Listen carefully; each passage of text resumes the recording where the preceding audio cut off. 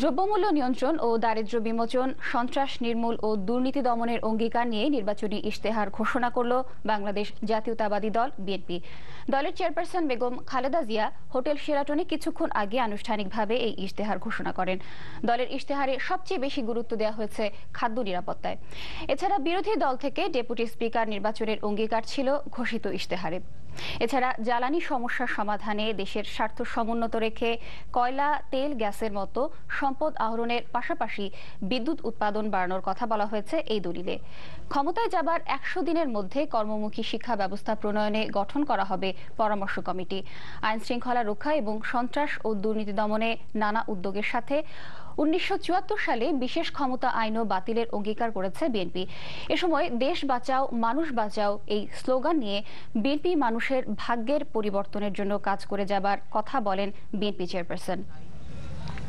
এই দায়িত্ব পালনের এই ইশতেহারে আমরা দ্রব্যমূল্য কমিয়ে দেশের দরিদ্র জনগণের সম্মানজনকভাবে বেঁচে থাকার অধিকার নিশ্চিত করার লক্ষ্যে প্রান্তিক কৃষকদের সাশ্রয়ী মূল্যে যথাসময়ে পর্যাপ্ত পরিমাণ উন্নত জাতের বীজ, সার, কীটনাশক, সেচ পাম্প ও তা চালানোর জন্য বিদ্যুৎ কিংবা জ্বালানি সরবরাহ সহ সব ধরনের সহায়তা এবং প্রয়োজনীয় ভর্তুকি দিয়ে নিত্য প্রয়োজনীয় খাদ্যপণ্যের উৎপাদন বৃদ্ধি ও উৎপাদন ব্যয় হ্রাস করে নিত্য প্রয়োজনীয় দ্রব্যাদির মূল্য সাধারণ মানুষের ক্রয় ক্ষমতার মধ্যে রাখার এবং পর্যায়ক্রমে দামে কমানোর অঙ্গীকার করছি। দারিদ্র্য বিমোচনের লক্ষ্যে দেশের প্রত্যেকটি পরিবারের অন্তত একজন সক্ষম মানুষকে যাতে স্থায়ী কাজ পান সেজন্য জাতীয় কর্মসংস্থান প্রকল্প গ্রহণ করার পরিকল্পনা করছি।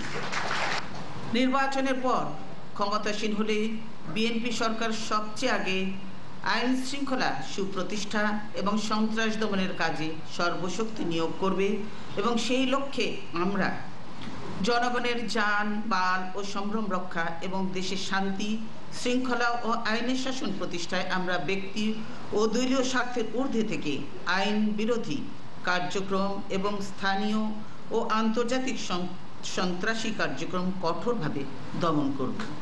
জাতীয় উন্নয়নের অন্যতম প্রধান বাধা দুর্নীতির অভিশাপ থেকে দেশকে মুক্ত করার জন্য আমরা কঠোর হাতে দুর্নীতি দমন ও দুর্নীতির উৎস মুখ বন্ধের কর্মসূচি নিয়েছি। নির্বাচনের পর শপথ গ্রহণের ৩০ দিনের মধ্যে সকল নির্বাচিত জনপ্রতিনিধিকে সম্পদের বিবরণী প্রকাশ করার বিধান কার্যকর করা হবে।